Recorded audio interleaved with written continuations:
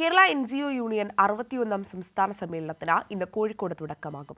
വൈകിട്ട് കടപ്പുറത്ത് ചേരുന്ന പൊതുസമ്മേളനം മുഖ്യമന്ത്രി പിണറായി വിജയൻ ഉദ്ഘാടനം ചെയ്യും.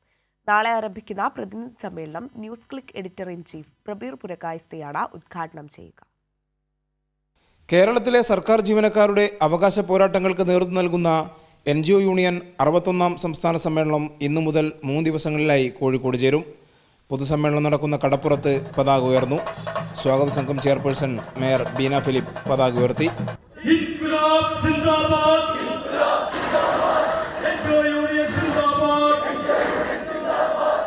ജീവനക്കാരുടെ പ്രകടനം ക്രിസ്ത്യൻ കോളേജ് ഗ്രൗണ്ടിൽ നിന്ന് 3:30 ആരംഭിച്ച് കടപ്പുറത്തെ ഫ്രീഡം സ്ക്വയറിൽ സമാപിക്കും.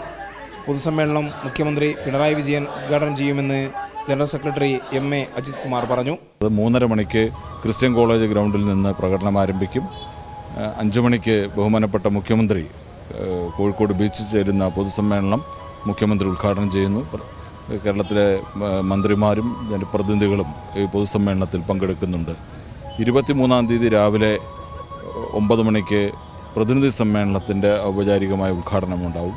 302 വനിതകൾ ഉൾപ്പെടെ 931 പേർ 23, 24 തീയതികളിൽ ചേരുന്ന പ്രതിനിധി സമ്മേളനത്തിൽ പങ്കെടുക്കും. പ്രതിനിധി സമ്മേളനം News Click editor in chief Prabir Purkayastha ഉദ്ഘാടനം ചെയ്യും. ഫെഡറലിസം തകർത്ത് കേന്ദ്ര സർക്കാർ, പ്രതിരോധം തീർത്ത് കേരളം എന്ന വിഷയത്തിൽ മന്ത്രി KN ബാലഗോപാൽ പ്രഭാഷണം നടത്തും. നവകേരളവും സിവിൽ സർവീസിൻ്റെ നവീകരണവും സെമിനാർ മന്ത്രി P രാജീവ് ഉദ്ഘാടനം ചെയ്യും.